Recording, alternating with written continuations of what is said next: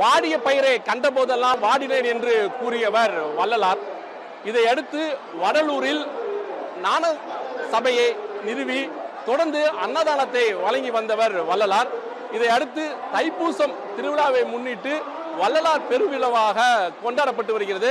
அதைத் தொடர்ந்து தான் 154வது ஆண்டு விழாவாக இன்று வள்ளலார் தைப்பூசம் சோதி தரிசனம் காட்டும் நிகழ்ச்சி காலை 6 வருகிறது. 6 மணியை தொடர்ந்து தற்போது 10 மணி ஜோதி தரிசனம் காண்பிக்கப்பட்டு வருகிறது. இதில் ஏராளமான பக்தர்கள், அதாவது உள்ளூர், வெளிமாநிலம், வெளிநாட்டை சேர்ந்த ஏராளமான பக்தர்கள் பங்கேற்று ஜோதி தரிசனத்தை கண்டுகளித்து வருகிறார்கள். அதாவது இந்த ஜோதியை நாம் பார்த்தால் மனதில் துன்பங்கள் நீங்கி நமக்கு நன்மைகள் ஏற்படும், எந்தவித கெட்ட எண்ணங்களும் ஏற்படாது என்ற ஒரு ஐதீகம் இருப்பதால் ஏராளமான பக்தர்கள் அந்த ஜோதியை காண்பதற்காக தான் நேற்று இரவு முதலே வடலூரில் குவிய தொடங்கிவிட்டார்கள். தற்போது 10 மணி ஜோதி தரிசனத்தை முடித்துவிட்டு பக்தர்கள் வெளியே சென்று கொண்டிருக்கிறார்கள். அவ்வாறு தரிசனம் முடித்துவிட்டு வந்த பக்தர்களிடமே கேட்கலாம். சார், நீங்க எங்கிருந்து வந்திருக்கீங்க? 10 மணி தரிசனத்தை நீங்க பாத்தீங்களா? உங்களுடைய மனநிலை தற்போது எப்படி இருக்கு? சார் வணக்கம். நான் சென்னை தாம்பரம் பெருங்குளத்தூர்லேருந்து வரேன். நான் இங்கே 10 வருஷமாக வரேன். அருட்பெருஞ்சோதி தனிப்பெருங்கர் எல்லா உயிர்களும் இன்புற்று வாழ்க என்ற வள்ளலார் கொள்கை எனக்கு, அதை தான் நாங்கள் கடைப்பிடிக்கிறோம். நாங்கள் குடும்பத்தோடு வந்திருக்கிறோம். இங்கே வந்ததுனால நாங்கள் அசைவத்தை விட்டுட்டோம், நாங்கள் சைவத்துக்கு மாறிட்டோம். இங்கே வந்தீங்கன்னா லைஃப்பில் ஒரு டேர்னிங் பாயிண்ட் எல்லாருக்கும் கண்டிப்பாக கிடைக்கும். அது உணர முடியும். இங்கே வந்து பார்த்தா தான் தெரியும். இங்கே ஜோதியை பார்த்தா தான் தெரியும். அதனால் அந்த ஜோதியை பார்க்க காண கண்கோடி வேண்டும். அதனால் நாங்கள் குடும்பத்தோடு அந்த ஜோதியை தரிசனம் பண்ணோம். அதனால் எல்லா பக்தர்களும் இங்கே பார்த்தா தான் அதனுடைய பீஸ்ஃபுல் என்னன்னு தெரியும். அதனால் இங்கே வந்த பிறகு தான் எனக்கு ஒரு லைஃப்பில் ஒரு டேர்னிங் பாயிண்ட்டு, அதுதான் மறக்க முடியாது. நோய் நொடியெல்லாம் வாழ்க்கை வாழணும்னா வள்ளலார். வணக்கம். அந்த 10 மணி ஜோதி தரிசனம் பார்த்தேன். ரொம்ப, அதாவது ஜோதி முன்னாடி நின்று மன உருகி நீங்க வேண்டுதல் பண்ணிட்டு இருந்தீங்க. அப்படி என்ன வேண்டுதல்? வள்ளலாருடைய நெறிமுறைகளை நீங்க எது உங்களுக்கு ரொம்ப பிடிச்சது? நான் பீஸ்ஃபுல்லாக இருக்கணும், அப்புறம் ஹெல்த்தியாக இருக்கணும் அப்படின்னு தான் வேணேன். அதுக்கப்புறம் வள்ளலாரோட கொள்கையில் எனக்கு பிடிச்சது வாடிய புல்லை கண்ட போதெல்லாம் மனம் வாடினேன் அப்படின்னு வள்ளலார் சொல்லியிருக்காரு. ஸோ அவ்வளோ கருணை உள்ளம் கொண்டவர். ஸோ அதே மாதிரி அந்த கருணையை நம்ம வாழ்க்கையில் பின்பற்றினா நம்ம வாழ்க்கையும் நல்லா இருக்கும் அப்படின்னு நான் நம்புகிறேன்.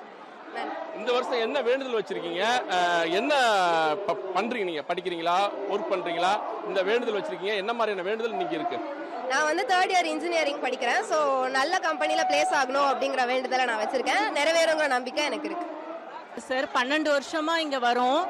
இங்க வந்ததுக்கு அப்புறம் தான் சைவத்துக்கு மாறினது. ஸோ ஒரு குருவா நம்ம அவரை ஏத்துக்கிட்டோம், அவ்வளவுதான். ஸோ அவர் நம்மளை வழி நடத்துவார் அப்படிங்கிற ஒரு நம்பிக்கை, அவ்வளவுதான். அவர் வழி நடத்திக்கிட்டு இருக்காரு. ஒரு பொருளை நம்ம இருட்டுல தேடுறதுக்கும் வெளிச்சத்துல தேடுறதுக்கும் உண்டான வித்தியாசம் தான். இப்ப நமக்கு ஒரு குரு இருக்கும் போது நம்ம நம்மளோட லைஃப் வெளிச்சத்துல நம்ம ஒரு பொருள் தொலைச்சதை தேடின மாதிரி, அப்படிதான் அவர் நம்மளை வழி நடத்துறாருன்னு நம்புறோம், அவ்வளவுதான். வள்ளலார் ஜோதி தரிசனத்தை பார்ப்பதற்காக வருடம் வருகிறோம். வந்த பிறகு தங்களுடைய வாழ்நாளில் பல்வேறு மாற்றங்கள் ஏற்பட்டிருக்குது. நோய் நொடி இல்லாமல் நாங்கள் கொள்கையும் நெறிமுறைகள் தான், அதை பின்பற்றினால் நம்ம வாழ்வு சிறப்பாக இருக்கும் என்று பக்தர்கள் தெரிவித்தார்கள். தற்போது 2வது ஜோதி தரிசனம் முடிந்திருக்கிறது. 3வது ஜோதி தரிசனம் 1 மணிக்கும், இரவு 7 மணிக்கு 4வது தரிசனமும், இரவு 10 மணிக்கும் 5வது தரிசனம் நடக்கிறது.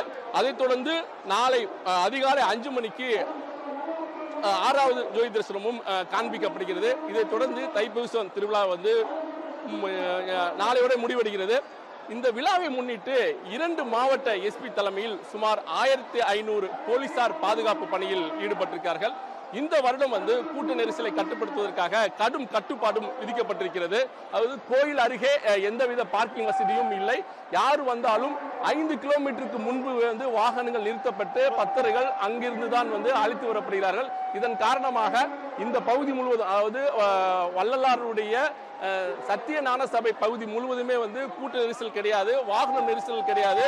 மக்கள் எளிதாக வந்து தரிசனம் செய்ய வகையில் ஏற்பாடு செய்யப்பட்டிருக்கிறது. அவருடைய ஒரே குறை என்னவென்றால், நாங்கள் ஒரு 5 கிலோமீட்டருக்கு முன்பு எங்களை இறக்கி விட்டிருக்கார்கள். அங்கிருந்து நாங்கள் வல்லாருடைய பெருவழிக்கு வருவதுதான் எங்களுக்கு கடினமாக இருக்குது என்று பக்தர்கள் நம்மிடம் வந்து ஒரு கோரிக்கையும் முன்வைத்தனர். ஒளிப்பதிவாளர் வெங்கட்டுடன் சன் செய்திக்காக மகாராஜா பாண்டி.